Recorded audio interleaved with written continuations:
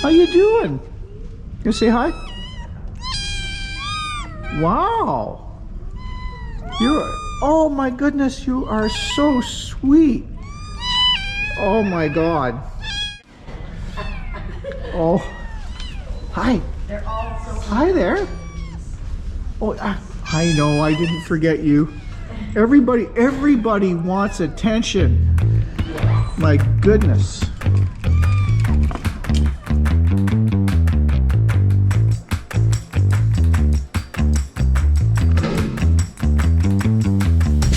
Flowers aren't the only thing that April brings in May. May fall's mating season, and you know what that means. Kittens. Toronto Cat Rescue fosters between 800 and 1,000 kittens a year. And in this week's episode, we're going to find out how they do it. In May, in the Toronto area, it's the start of kitten season, so we are getting a lot of requests for kittens in shelters. In our Waterloo region area, they're kind of in the middle of kitten season right now, and they're pretty overloaded with kittens. So the kittens that we get into the program can range from stray cats that were born outdoors, feral kittens that were collected and also born outdoors, to people surrendering their cats, kittens that were unexpected. Toronto Cat Rescue will get a request from the shelter for a group of kittens or a kitten, and then the intake team will work really quickly to try and get those kittens into a foster home, because the longer a kitten stays in the shelter, the more of a risk they are to be exposed to infections and viruses. Kittens have a more vulnerable immune system. It's a lot weaker than an adult cat. Example, an upper respiratory infection. An adult cat will be able to clear that very quickly, whereas it will sit with a kitten for weeks, and it'll be a lot of working through their symptoms and getting them under control. At Toronto Cat Rescue, I help run the kitten workshop and get people trained up. We try to do it a couple times a year. This year we did it in person, and then we'll also run at least 2 other virtual sessions so that current foster homes will have the opportunity to continue fostering kittens. So in the kitten workshop, we teach foster homes that yes, fostering kittens is extremely rewarding, but kittens are also very fragile. You have to be a little bit more on top of their care and what's going on with them, because just a little bit of dehydration can make them go from doing really well to not doing so great and then requiring extra care. A lot of the cats that we do get through the shelter do not have a mom, so it does take a little bit more time from a foster home to kind of work throughout their schedule to bottle feed or syringe feed if the kitten is sick. So the shelters probably get kittens that need that kind of care daily.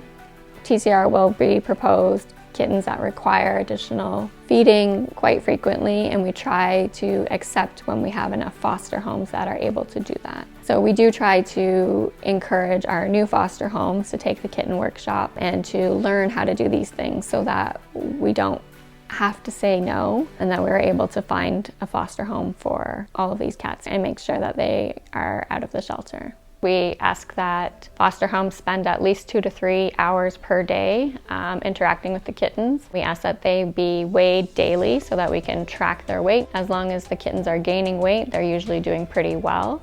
We also ask that foster homes monitor for any symptoms or any concerns, and then they can contact their foster coordinator.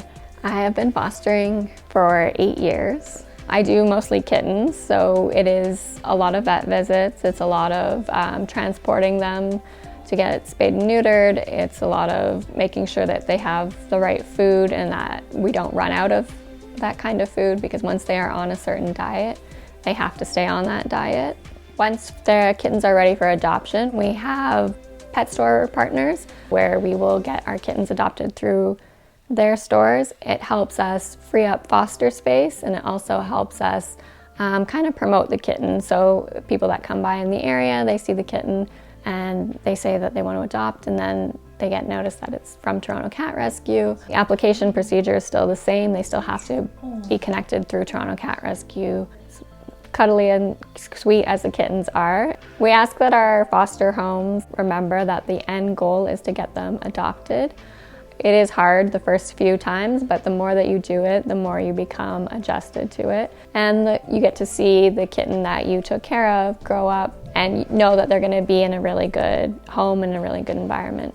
Our adoption counselors at TCR work really hard to place our cats and kittens in good homes.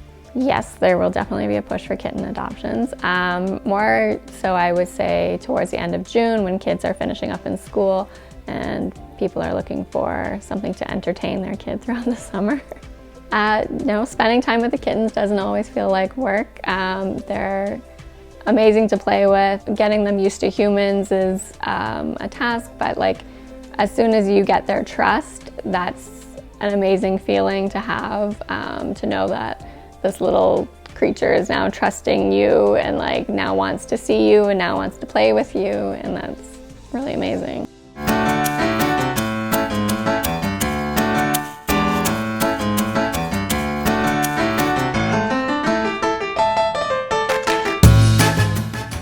In next week's episode, we're going to learn a little bit about how the other half lives. And we're going to find out why, for some people, dogs are better than cats. Like, share, subscribe, and hit that bell. Don't miss an episode of BobCat's Playground. Help us change the world, one cat at a time. Share.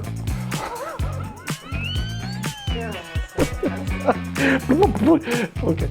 Sarah will share with us her lifelong love of cats, and we'll learn about Indira, her latest foster, and her kittens. BobCat's Playground is produced by Edit Extreme. The opinions expressed are those of the participants and are not intended to replace professional advice. Find out more at editextreme.com.